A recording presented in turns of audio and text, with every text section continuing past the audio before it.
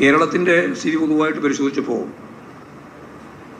കേരളത്തിലെ LDFനെ ദുർബലപ്പെടുത്തുക എന്ന അജണ്ടയാണ് BJPയും കോൺഗ്രസും സ്വീകരിച്ചുകൊണ്ടിരിക്കുന്നത്.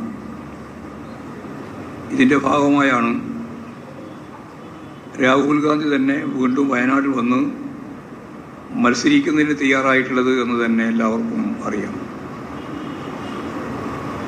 കഴിഞ്ഞ തിരഞ്ഞെടുപ്പിലുണ്ടായിരുന്ന ആ ഒരു പ്രഭ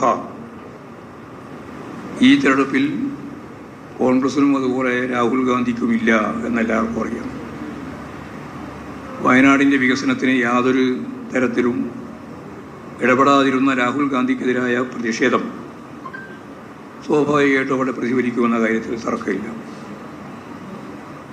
കേരളത്തിൽ BJPക്ക് അക്കൗണ്ട് തുറപ്പിക്കുക എന്ന നിലയിൽ തൃശ്ശൂരിൽ പ്രകടമായി പാർട്ടിക്കെതിരായി EDയും ITയും ഒക്കെ യാതൊരു മറയുമില്ലാതെ ഇടപെടുന്ന നിലയാണ് ഉണ്ടായത്.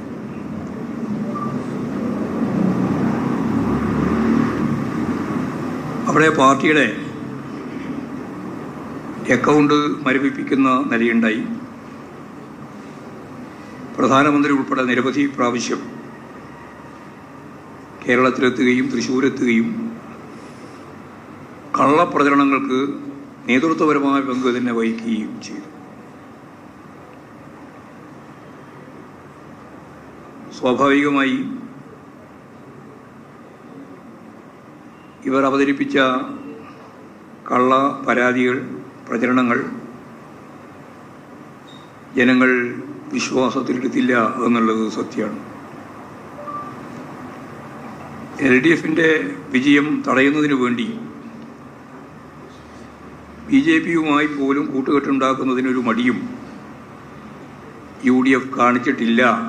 അതിൻ്റെ വളരെ വ്യക്തമായ തെളിവുകൾ ഇപ്പോൾ പുറത്ത് വന്നുകൊണ്ടിരിക്കുകയാണ്.